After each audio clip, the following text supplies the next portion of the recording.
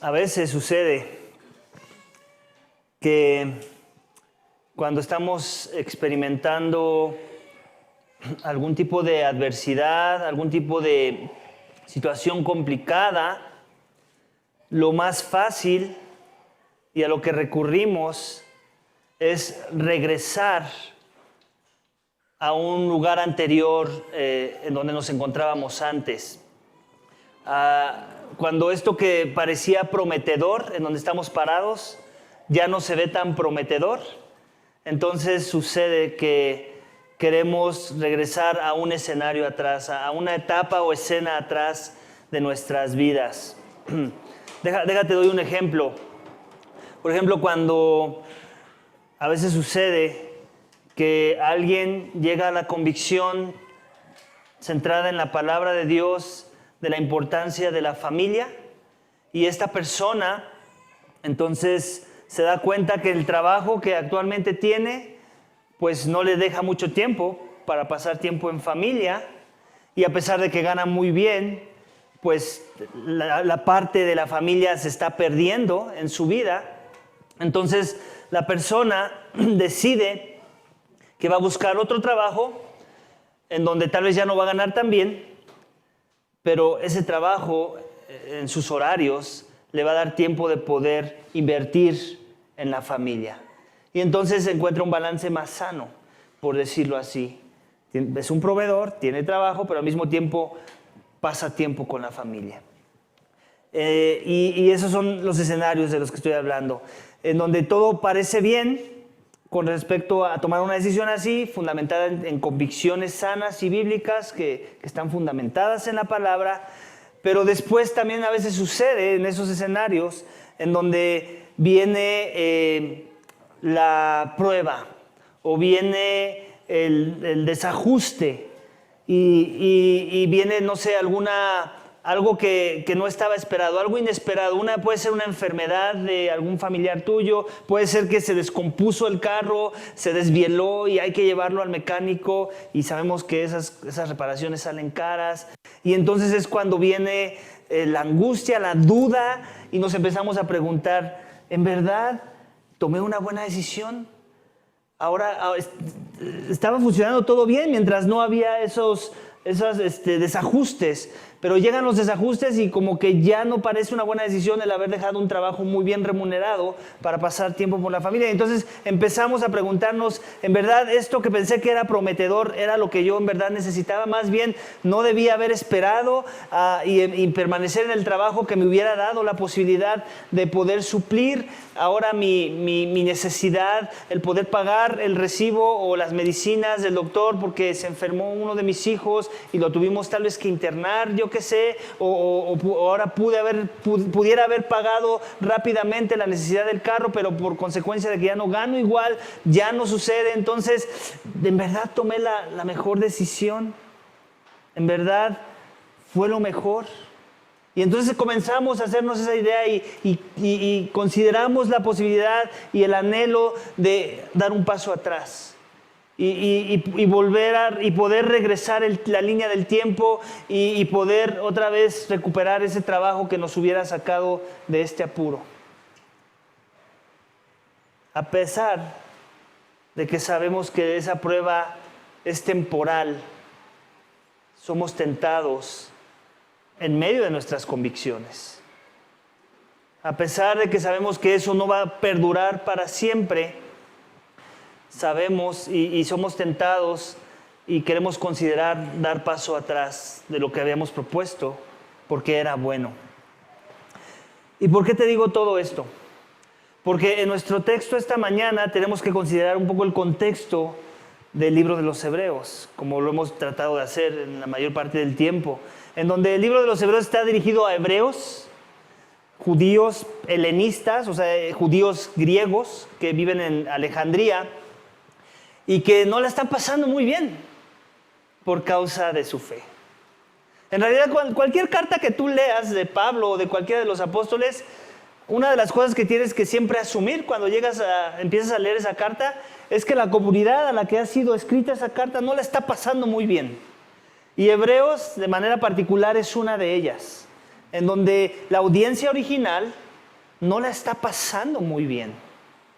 Tomaron una decisión que parecía prometedora, parecía la mejor decisión, pero que al paso del tiempo, cuando comenzó a venir la adversidad, cuando comenzó a venir la hostilidad a sus vidas, cuando comenzaron a recibir cierto rechazo por causa de la decisión que habían tomado, no necesariamente de cambiar de trabajo, sino de cambiar de perspectiva con respecto a cómo iban a asimilar las verdades de la palabra de Dios. Y entonces dejaron de considerar y elevar tanto a la ley y sus tradiciones y todo, y más bien sí las elevaron, pero en una dirección correcta, que apuntan a la persona correcta, que en este caso es Cristo. Y eso les trajo consecuencias, les trajo dolor, les trajo sufrimiento. Y entonces, ¿cuál es la tentación?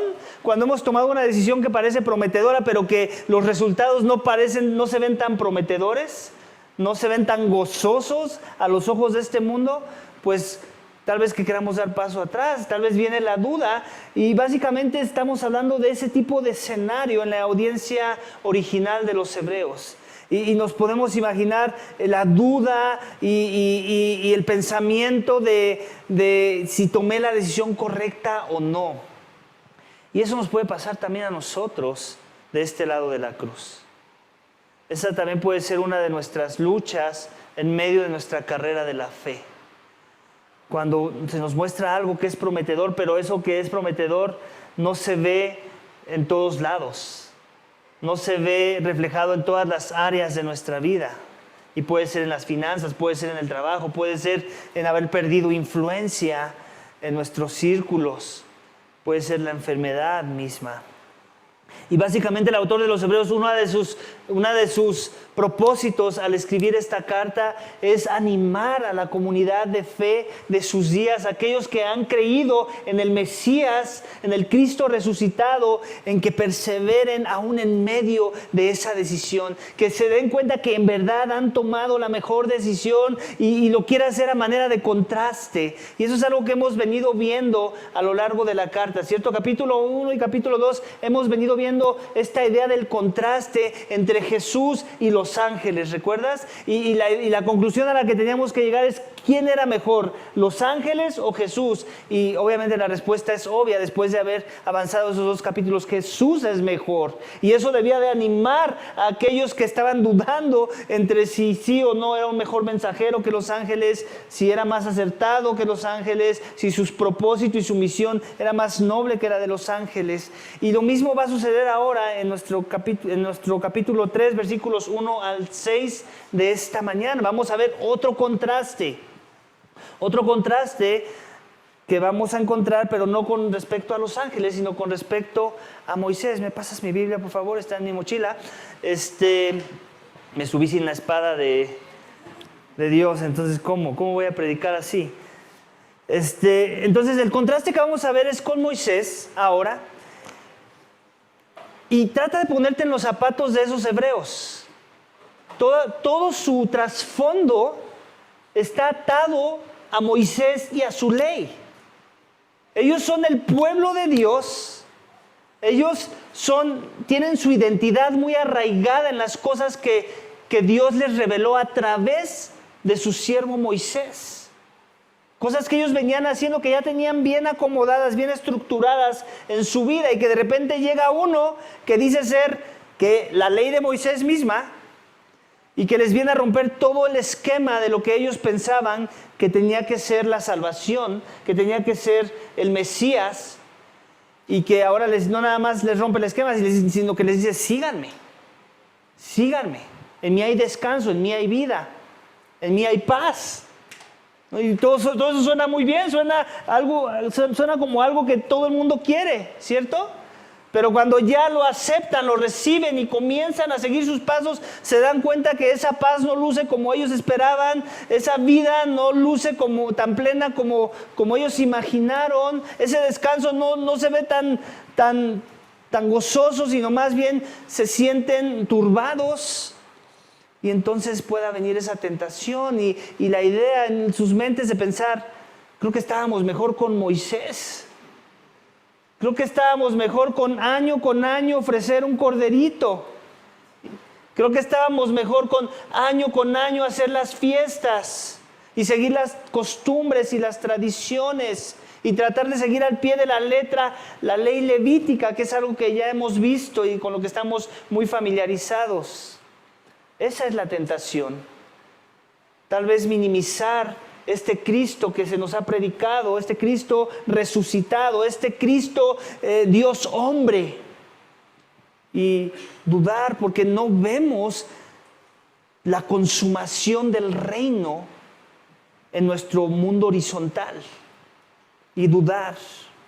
Y en ese contexto es que se encuentra parado esta comunidad. Entonces el trabajo del autor de los Hebreos es ayudarles a poner su mente en las cosas eternas, en las cosas de arriba, en darles una perspectiva más elevada de la perspectiva que ellos están tratando de encontrar en Moisés. Ya lo hizo con los ángeles, ya les mostró cómo Cristo es superior a los ángeles. Ahora lo quiere hacer con respecto a Moisés.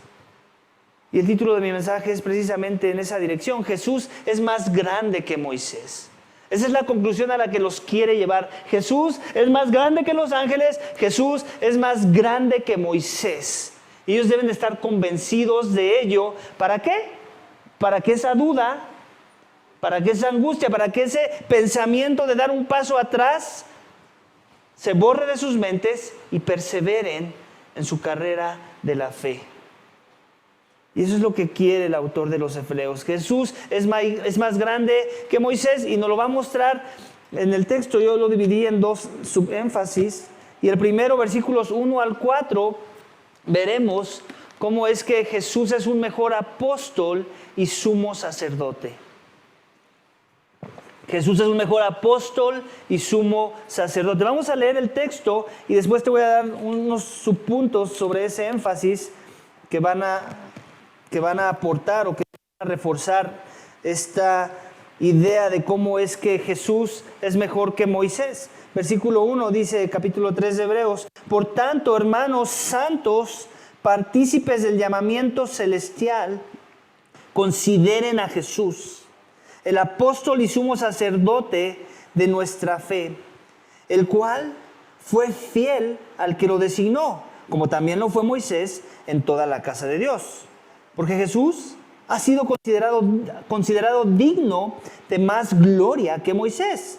Así como el constructor de la casa tiene más honra que la casa, porque toda casa es hecha por alguno, pero el que hace todas las cosas es Dios. Jesús es un mejor y sumo sacerdote. Los contrastes es algo de lo que siempre vamos a ver, bueno, no siempre, pero muchas de las veces vamos a ver en la Biblia para ayudar a nuestros corazones a escoger la mejor opción. Se me ocurre pensar en la NBA y su jugador estrella, todo el mundo lo conoce. ¿Quién es el jugador estrella por todos los tiempos de la NBA? Michael Jordan, ¿cierto? Michael Jordan es superior a todos los jugadores que han caminado en la liga de la NBA. Todo mundo lo conoce. ¿Y por qué es? Porque es el mejor. Y no nada más lo dicen las estadísticas y los trofeos, lo dicen los mejores de la NBA. Si tú platicas, además no sé si has visto un documental en Netflix que se llama El Último Baile, y hacen entrevistas a algunos de los jugadores de la NBA, y ellos cuando hablan de Michael Jordan no hablan de él como alguien, o sea, sí lo envidian, pero una envidia de la buena, vamos. Hablan como él, se refieren a él como alguien que sobrepasa todo entendimiento de lo que significa jugar el baloncesto. Aún puedes ver argumentos así, sabemos que son exageraciones, pero argumentos en donde ellos mencionan, en realidad cuando lo veíamos jugar decíamos, este no viene de este planeta. O sea, esos eran los argumentos de gente que jugaba bien el básquetbol. ¿Okay? ¿Por qué? Porque podían ver a alguien superior a ellos. Alguien que en verdad jugaba el básquetbol como nunca nadie lo había hecho frente a sus narices y como ellos nunca podrían haberlo jugado. O sea, en realidad era un ícono, era un ídolo, era algo fuera de serie, Michael Jordan. Y por eso es que se hizo tan famoso, y por eso es que es tan millonario, y por eso es que tiene tanta influencia en el mundo del básquetbol. ¿Okay? Entonces, los contrastes, ¿a qué nos ayudan? A ver que hay cosas buenas, pero que también hay cosas mejores. Y si yo te preguntara esta mañana, tú me dijeras, hoy como que estoy interesado en jugar básquetbol y tengo la opción de escoger a Shaquille O'Neal y a Michael Jordan, yo creo que sería tonto pensar que ibas a escoger a Shaquille O'Neal como tu coach, ¿cierto? Lo más seguro es que cualquiera de nosotros en esa posibilidad, asumiendo que existiera esa posibilidad, escogeríamos lo mejor. ¿Y a qué te referirías para tomar esa decisión? Pues a los argumentos, a los hechos. Excavarías y harías tu análisis en pensar quién es su mejor entrenador y llegarías rápidamente a esa conclusión, Michael Jordan. Entonces, es la misma idea aquí. El autor de los Hebreos quiere animar a su audiencia original no a que desprecien a Moisés, porque Moisés al final fue un instrumento de Dios, ¿ok? No a que lo desprecien, pero sí a que lo pongan en su lugar adecuado, donde Dios lo puso para exaltar al que es como el Michael Jordan de la NBA. En otras palabras, Moisés fue bueno, fue un instrumento en las manos de Dios, fue fiel. Ahí está hablando de la fidelidad de Moisés. Y antes de avanzar a esa parte, quiero que pongas mucha atención cómo inicia. El por tanto sigue siendo una advertencia, como la advertencia que vimos al inicio del capítulo 2. Por tanto, debemos prestar mucha mayor atención a lo que hemos oído. Es capítulo 2 y capítulo 3. Por tanto, hermanos santos, sigue siendo un acumulado de las advertencias que ya nos ha venido dando el texto. En otras palabras, se han hecho argumentos, hemos llegado a conclusiones, por tanto, hay algo que nos toca hacer. Hay una expectativa y una respuesta que Dios tiene de nosotros. Y Él quiere que tomemos la mejor decisión en base a todo lo que ya se ha dicho. Por tanto, hermanos santos, y esto aquí debería de empezar a prender bombillos en nuestras mentes. Hermanos santos, ¿recuerdas que Hebreos, y algo de lo que dije cuando predicamos Levíticos, es que Hebreos nos hacía ese contraste entre lo que veíamos en la institución del tabernáculo y los sacrificios y un mejor tabernáculo, un mejor sacrificio, un mejor sacerdote? Entonces, parte del por qué tenían que pasar todos esos rituales es para ellos ser declarados santos delante de Dios y poderse acercar a su presencia, que es donde moraba el tabernáculo. Tenían que hacer rituales para ser declarados santos, para verse como santos y dignos de entrar a la presencia del más santo, que es Dios. Eso había que hacer año con año. Tenían que seguir un sistema bien riguroso de reglas que ya vimos en Levítico y que en verdad eran imposibles de cumplir al final del día. Entonces ellos necesitaban algo mejor para ser declarados santos.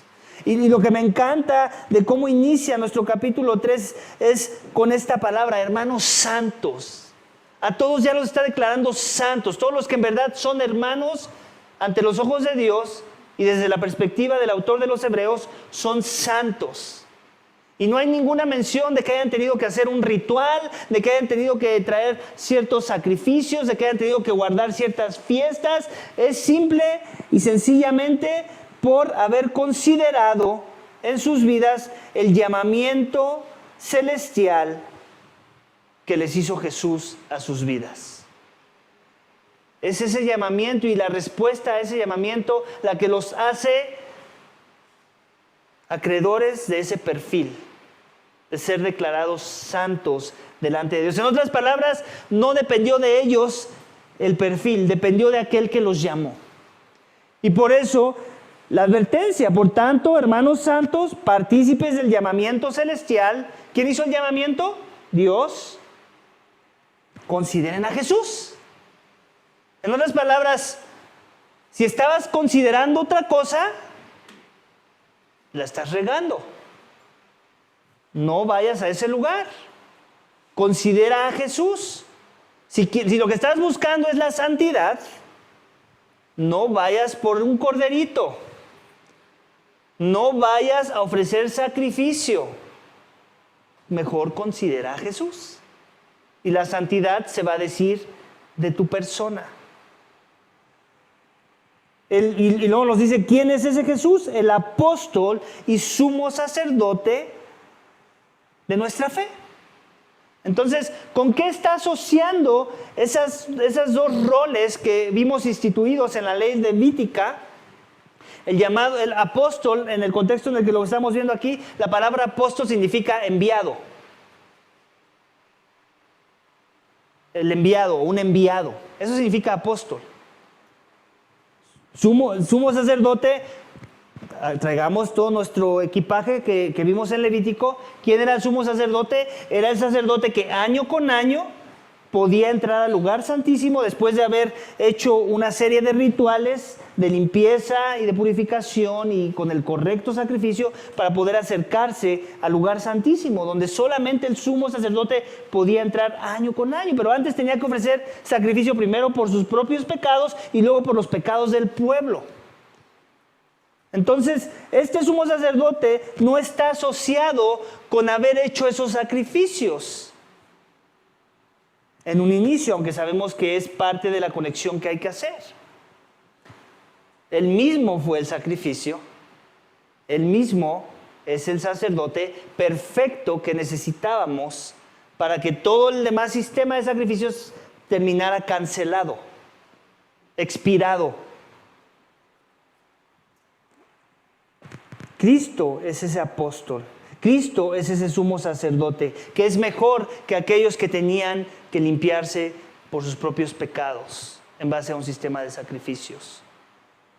Ese es el tipo de mensajero que el autor de los Hebreos quiere que no perdamos de vista. Ese tipo de enviado. Dice, el cual fue fiel a al que lo designó, como también lo fue Moisés en toda la casa de Dios. Entonces, en otras palabras, no está minimizando a Moisés, pero sí los está contrastando para que veamos quién es un mejor sacerdote. Recuerda, también Moisés fungió como sacerdote al inicio, cuando se instituyó el sistema de sacrificios. Él fue el que ungió a los sacerdotes de los levitas, en este caso Aarón y su descendencia. Entonces Moisés fue fiel, Moisés habló. ¿Recuerdas cuál era esa palabra que se repetía todas las veces al inicio del capítulo, de alguno de los capítulos de Levítico? ¿Recuerdas cuál era? El Señor habló a Moisés. Y di esto, y di el otro. Y entonces él era su enviado, iba y les decía lo que tenían que decir. Él fue fiel. Ellos pudieron tener toda su ley para entonces poder funcionar como el pueblo de Dios. Y Moisés fue el instrumento, fue su enviado. ¿Ok? Entonces fue las dos. También fue un apóstol, por decirlo así, y un sacerdote que instituyó el sacerdocio levítico.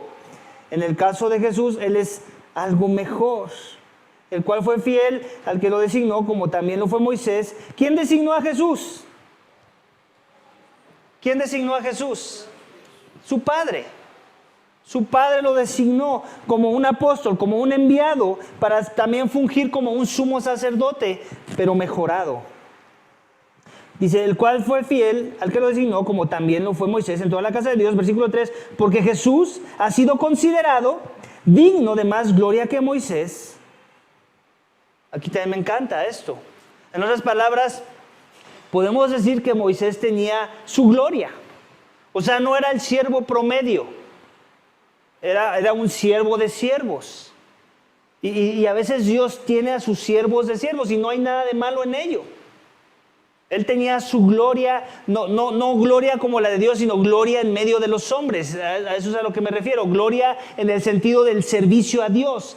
El hecho de que él era fiel a Dios le daba cierta perspectiva de gloria entre los hombres. Y aún lo podemos ver con la imagen del Antiguo Testamento, en donde Moisés le pide a Dios, muéstrame tu gloria. ¿Recuerdas? ¿Y qué pasó? Dijo, no, si te muestro mi gloria, aquí te va a ir muy mal, pero te voy a dar la espalda y te voy a dejar ver mi espalda. ¿Ok? ¿Y qué es lo que pasó con Moisés? cuando bajó de esa montaña, ¿todo el mundo quería ser su amigo? No, ¿verdad? Todo el mundo lo ahuyentó a todo el mundo. Esa gloria de Dios que radiaba en la cara de Moisés por haber estado ante la presencia de Dios era algo que vislumbraba, pero que al mismo tiempo asustaba a sus semejantes, a los israelitas, tanto que le pidieron: aléjate de nosotros. ¿Ok? Y eso que no vio todo el esplendor de la gloria de Dios. Imagínate qué hubiera pasado si eso hubiera sucedido. Entonces, también hay un sentido en que esa conexión que él tenía con su Dios, como un siervo de Dios, pero en una posición pues elevada, lo hacía digno de gloria. Y aquí no estamos diciendo que hay que glorificar a los hombres como para adorarlos, pero sí hay que honrar cuando son usados en una dirección correcta que primeramente glorifica a Dios. Y ese fue Moisés, fue fiel, la Biblia lo dice, fue fiel. Aunque sabemos nosotros, cierto, hemos leído más de Moisés, que no en todo fue fiel. De hecho, no pudo entrar a la tierra prometida, ¿recuerdas? Pero el texto no se está enfocando en sus fallas, se está enfocando en sus aciertos. No para que le menosprecies, sino para que lo compares y al compararlo llegues a la conclusión de que Jesús es mejor. Eso es lo que quiere hacer el autor de los Hebreos, porque Jesús ha sido considerado digno de más gloria que Moisés, así como el constructor de la casa tiene más honra que la casa. Ahora como que parece que está hablando de cosas que ya no hacen sentido. El constructor de la casa, entiendo lo de la parte de la gloria, pero ahora ¿qué tiene que ver este tema con la casa? Bueno, nos lo va a explicar, porque toda casa es hecha por alguno, pero el que hace todas las cosas es Dios. Entonces, aquí se nos va a aclarar más esta idea de la casa en versículo 6 y leemos: pero Cristo fue fiel como hijo sobre la casa de Dios, cuya casa somos nosotros. Entonces, ¿a qué casa se está refiriendo? A los creyentes. ¿En dónde estaba antes, en dónde reposaba la gloria de Dios en el Levítico? ¿Recuerdas? En el templo. Pero aquí está hablando de la misma idea, del mismo concepto, pero en una perspectiva diferente. Ya no tiene que ver más con el templo. Esa gloria que representa a Cristo, que es igual a la gloria que se representaba en el contexto levítico, ya no va a morar en un cuartito construido con materiales de la tierra. Ahora va a morar en la casa de Dios, en el cuerpo de Cristo, en los creyentes, aquellos que han sido llamados a un llamamiento santo, aquellos que buscaban la santidad a través de un sistema de sacrificios y ahora la pueden encontrar a través de un correcto sacrificio, a través de un correcto intercesor, un sumo sacerdote, que en este caso es Cristo. Entonces vemos que Cristo presentó un mejor sacrificio que la ley de Moisés. Ese es un subpunto bajo mi primer punto. Más glorioso. Porque llenó no la gloria de Dios en un espacio, sino en los corazones de aquellos que en verdad han creído en ese sacrificio. Y Él creó la casa que Moisés cuidó. Eso es algo que también lo hace grande. Y me encanta, en la Biblia a veces es difícil encontrar textos donde hagan alusión a la deidad de Jesús, ¿cierto? Obviamente, no que no los haya, pero tienes que seguir el flujo del argumento y llegar a conclusiones y hacer conexiones basadas en mucha lógica. En este caso no hay mucha lógica que agregarle, dice versículo 4, porque toda casa es hecha por alguno, pero el que hace todas las cosas es Dios. ¿Quién hizo la casa? ¿Quién es el que hace la casa, el que construye la casa? Dios, dice. Pero antes, ¿qué nos dice? Porque Jesús es más digno, versículo 3, porque Jesús ha sido, no en el 2, el cual fue fiel al que lo designó, como también lo fue Moisés en toda la casa de Dios, porque Jesús ha sido considerado digno de más gloria que Moisés, así como el constructor de la casa tiene más honra que la casa. Entonces, está haciendo un contraste, ¿cierto? Jesús y Moisés. La gloria de Moisés y la gloria de Jesús, ¿cierto? Pero después ya nos explica, porque toda casa es hecha por alguno. Entonces, tenemos que seguir la idea del contraste que está haciendo. Moisés fue fiel en el cuidado de la casa, pero Jesús es el que hace todas las cosas. Esa es la conclusión a la que tenemos que llegar y entonces asumir lo que el texto está asumiendo. Cristo es la deidad. Él es el constructor de la casa. Él creó la casa que Moisés cuidó y por eso es mejor. Por eso es mejor y digno de toda alabanza, digno de todo honor, digno de que abandonemos a Moisés, por decirlo así, no porque haya sido malo, sino porque él nada más estaba siendo un administrador de lo que Cristo vino a recrear. ¿Y recuerdas el lenguaje del Nuevo Testamento? Somos nuevas criaturas en Cristo. Él regenera nuestros corazones en el poder del Espíritu. El Espíritu hace morada en los corazones de aquellos que han sido llamados de tinieblas a luz. Y ahora Cristo gobierna sobre los corazones de aquellos que son su pueblo. Y que están conformando una casa, un templo santo para Dios. Nosotros también vemos ese lenguaje en el Nuevo Testamento, que somos llamados la casa de Dios, también somos llamados el templo de Dios, el pueblo de Dios. Y esa es la idea, Cristo es mejor. La audiencia original lo tenía que entender para no desviar sus mentes por causa de la tribulación. Otra cosa que vamos a ver en el segundo énfasis de nuestro texto esta mañana, que Cristo es una mejor esperanza para la casa de Dios. En Moisés ellos encontraron esperanza, ¿recuerdas? Moisés fue fiel, pero no era lo mejor.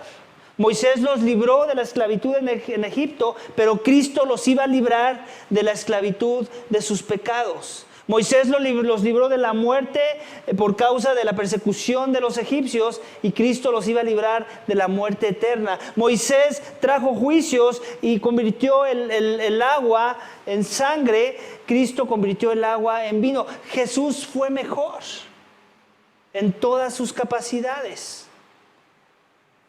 Versículo 5 dice: Moisés fue fiel en toda la casa de Dios como siervo para testimonio de lo que se iba a decir más tarde.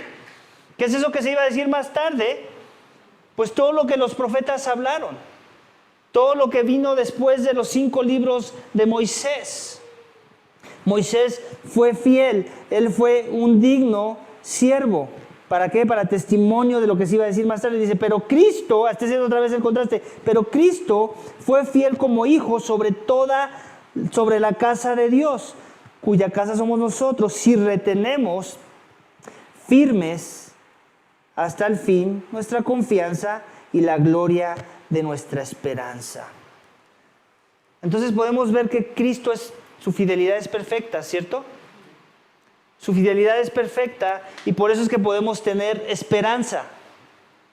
Porque Él es un mejor sacerdote, ofreció un mejor sacrificio y podemos descansar en ello. Ya no tenemos que preocuparnos en si voy a llevar yo el correcto sacrificio, si mis obras cuentan, si algo de lo que yo vaya a hacer va a ayudar para que yo gane el favor de Dios. Ya nada de eso se tiene que considerar. Cristo es suficiente, Él es mejor. ¿Quién de aquí levante la mano, quién de aquí se quiere someter a un sistema de obras muertas? De obras que dan apariencia de piedad, pero que no mortifican la carne. ¿Quién de aquí se quiere esclavizar a un sistema religioso para ganar el favor de Dios sabiendo que va a fallar? Sabiendo que va a haber algo que no va a poder llegar al estándar. Es locura. Pero desgraciadamente la mayoría de las religiones del mundo de eso se trata. Del performance, del desempeño, de dime qué es lo que hay que hacer, denme la lista de las cosas que tengo que hacer, cuando hay una mejor esperanza. No hay nada que yo tenga que hacer para limpiar la casa. Cristo la tuvo que demoler y volver a construir. Cristo tuvo que humillar todo mi ser y empezar a crear en mí una nueva criatura para gloria suya, en el poder de su Espíritu, en el poder de la palabra misma que me trajo vida. Entonces Cristo es una mejor esperanza y puedo perseverar en esa esperanza si en verdad he creído en Cristo. Entonces, el autor de los Hebreos tiene una expectativa, que la audiencia original persevere en eso que ellos han creído, que han considerado. ¿Qué es eso que han considerado ellos? La búsqueda de la santidad, ¿a través de qué? De la fe. Así lo dice el texto. ¿De la fe en quién? En Jesús. El autor de los Hebreos está diciendo, esa fue una buena decisión. Ahí quédense. No traten de regresar atrás. Moisés no es mejor, ese es un engaño del diablo. No porque fuera malo, sino porque ahí no van a encontrar la justificación. Ahí no van a encontrar vida. La ley los condena.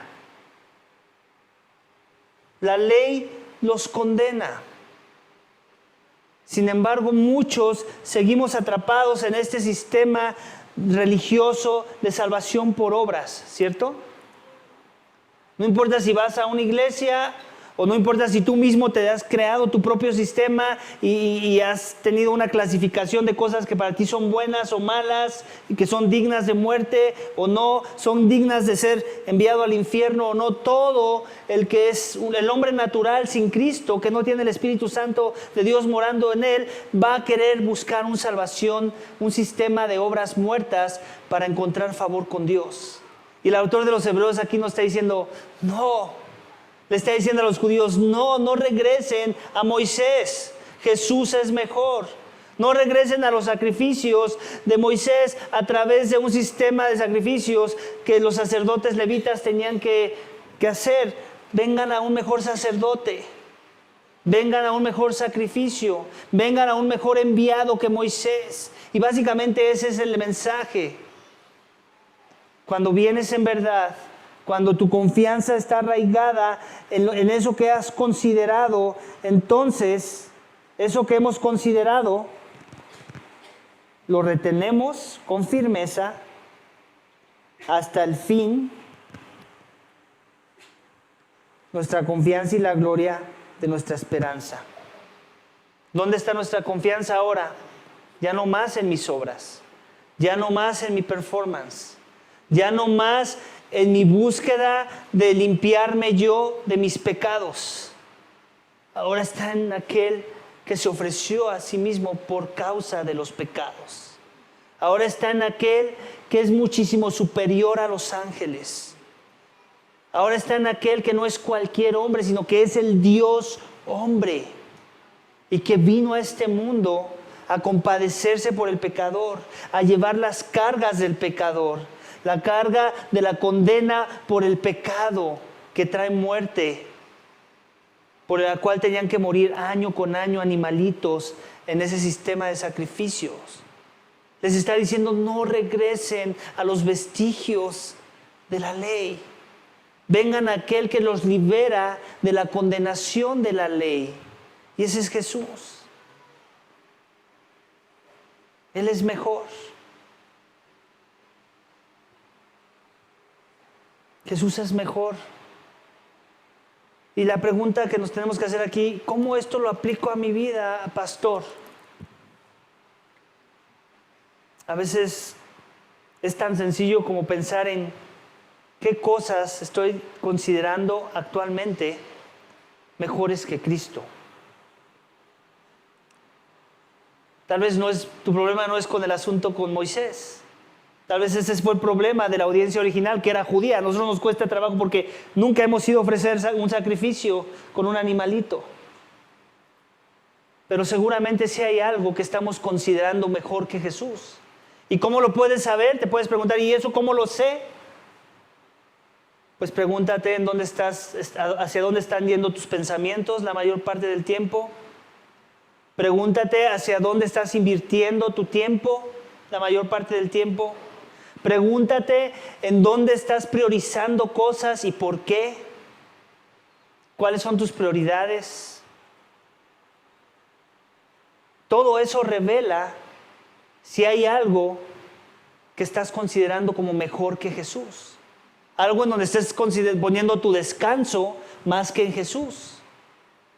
cuando viene la prueba, cuando viene el sufrimiento, te está ahogando tu sufrimiento, o dices, sí, mi sufrimiento duele, pero Jesús es mejor. Y aún en medio del sufrimiento lo quiero glorificar. Aún en medio del sufrimiento, Él es digno, porque Él es más glorioso que mi sufrimiento. Aún en medio de la angustia, aún en medio de la carencia, aún en medio de la enfermedad, aún en medio de lo que sea, de la muerte de mi familiar querido, Jesús es mejor. Y eso te levanta. Y eso te ayuda a que continúes, porque sabes y entiendes que has sido el beneficiario, el depósito de un llamamiento santo. Y Dios tiene expectativas de que perseveres en Él. ¿Cómo? Si en verdad retienes firme hasta el fin tu confianza y la gloria de tu esperanza.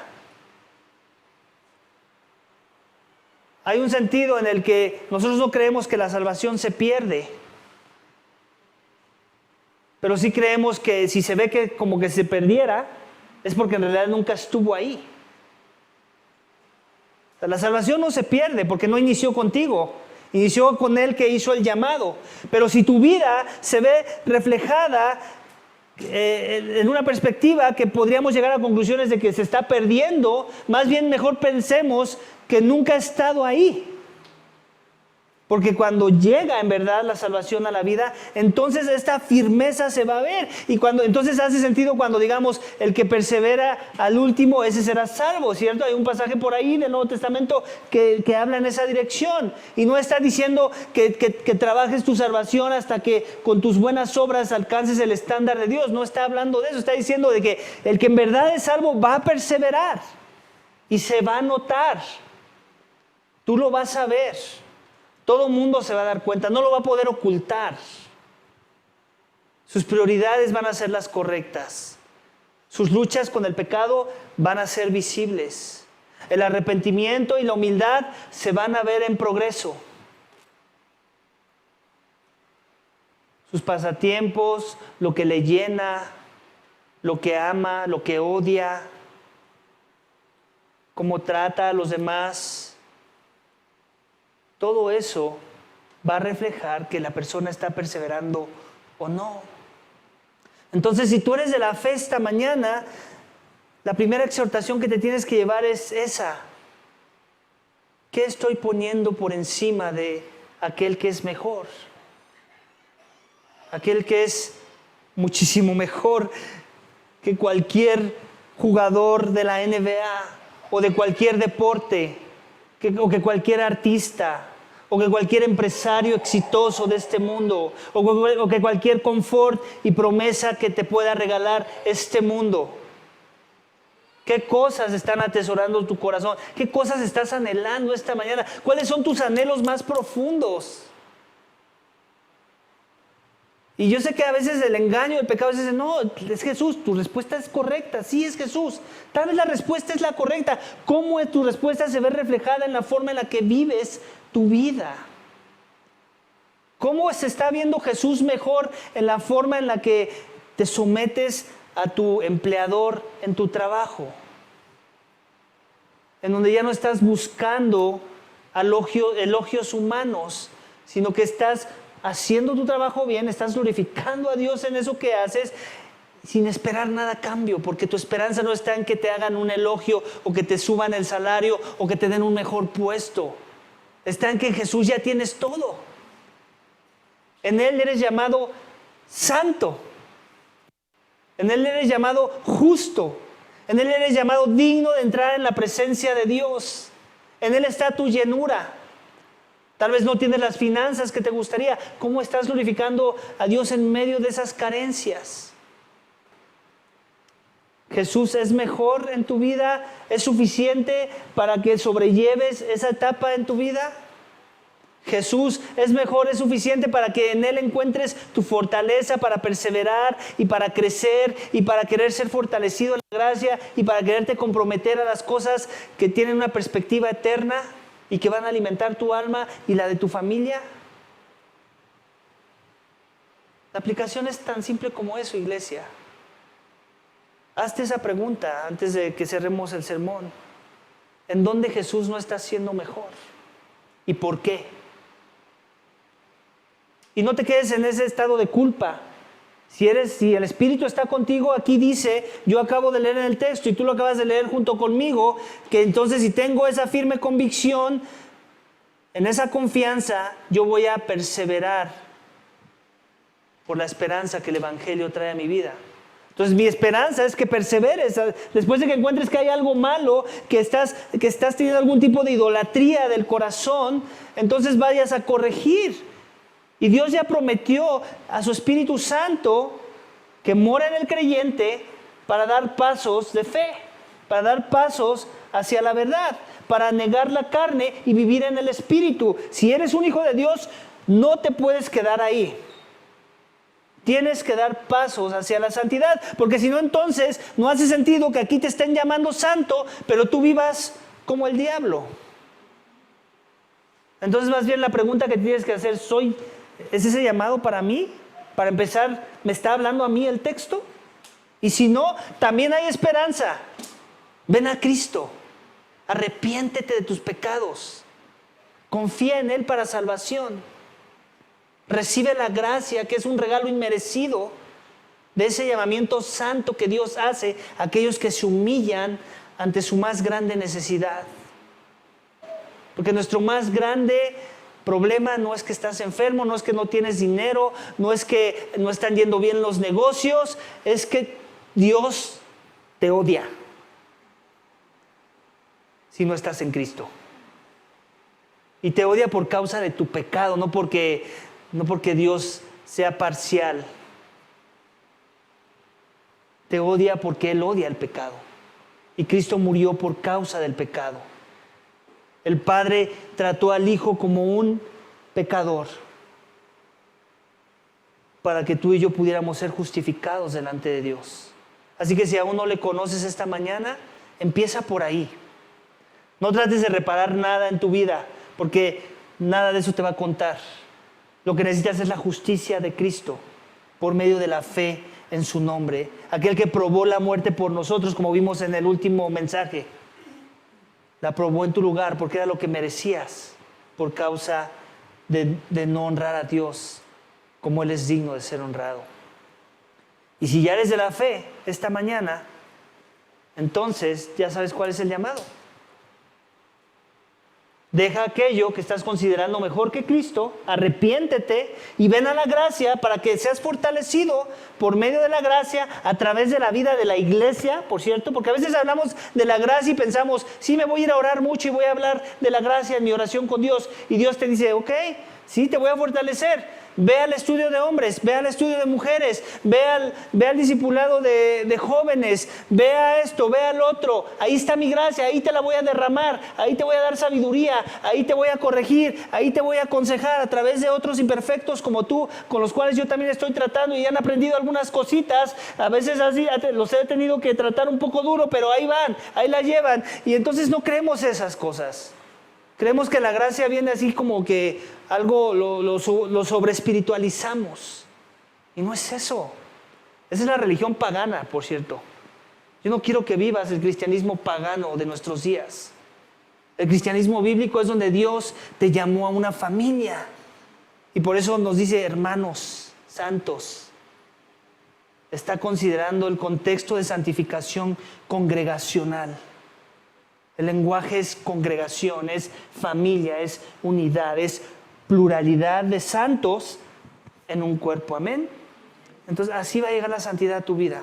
Así vas a poder vencer eso que ahorita está contendiendo por la supremacía de Cristo. Tú en tus fuerzas solo no puedes. Necesitas la comunidad, necesitas a los de la fe. Y no porque nosotros tengamos nada en especial, sino porque Cristo está en nosotros. Es Cristo y por Cristo, por su gracia. Porque Él quiere seguir siendo glorificado en la vida de los suyos. Amén. Vamos a orar, iglesia, para que Dios nos dé esa gracia. Padre, te doy gracias por tu palabra. Gracias porque nos muestras a través del contraste que vemos en este texto con Moisés, que Moisés fue bueno, pero que Cristo es mejor. Que Moisés fue fiel y digno de ser imitado, pero que Cristo lo rebasa en toda perspectiva. Que Moisés nos dio la ley que es buena, pero esa ley misma que es buena nos condena, nos mata, porque la paga del pecado es muerte, y la ley nos dice: tú eres un pecador, tú no llegas al estándar, no eres suficiente, necesitas la gracia de Cristo, un mejor sacerdocio, un mejor enviado, un mejor sacrificio, una mejor redención, un mejor llamamiento a la santidad. Y ese no es en tus fuerzas, es en el poder de aquel que resucitó a Cristo de entre los muertos, que te da el Espíritu y que te da la palabra, que te transforma y que te cambia de tal forma que Cristo se convierte en tu única esperanza. Señor, ayúdanos a que esta mañana Cristo sea nuestra única esperanza. No permitas que sean nuestros corazones desviados y orgullosos en pensar que hay algo que tenemos que hacer para ganar tu favor. Más bien, humíllanos en reconocer que sí hay algo que hacer, y es venir a Cristo, considerar a Cristo, como dice el texto, porque Él es digno, porque Él es mejor, porque Él es superior, porque Él es la deidad encarnada que se dio a sí mismo para justificarnos delante de Dios. Ayuda, Señor, a tu pueblo a que si hay algo que estamos viendo como mejor que Cristo, Señor, perdónanos, perdónanos. Somos unos infieles, pero Cristo es fiel. Ayúdanos a perseverar, a no quedarnos ahí con los brazos cruzados y simplemente predicarnos el Evangelio y decir: pero Cristo es mejor. No, sí, Cristo es mejor, y por eso es que tengo que vivir la santidad, por eso es que tengo que renunciar a la carnalidad, por eso es que tengo que dar prioridades sanas y bíblicas a mi vida, para que las cosas vayan bien, y no en esta perspectiva horizontal, sino en mi relación con Cristo y con mi Padre en los cielos. Ayúdanos, Señor, a poder perseverar aún en medio de la angustia y del dolor y la aflicción que nos trae la vida, porque tenemos a Cristo y Cristo es mejor. Ayúdanos a no ensimismarnos de nuestros dolores, sino recordar que Cristo sufrió más, sufrió lo peor en nuestro lugar, para que viéramos nuestros dolores como nada comparados con la gloria venidera y la esperanza que Cristo nos da cuando hemos en verdad creído en Él. Gracias por este tiempo, Padre. Fortalece a tu pueblo y salva a muchos que aún no han descansado en Cristo para salvación. Todo esto te pedimos y te damos gracias en el nombre de tu Hijo amado, Cristo Jesús. Amén.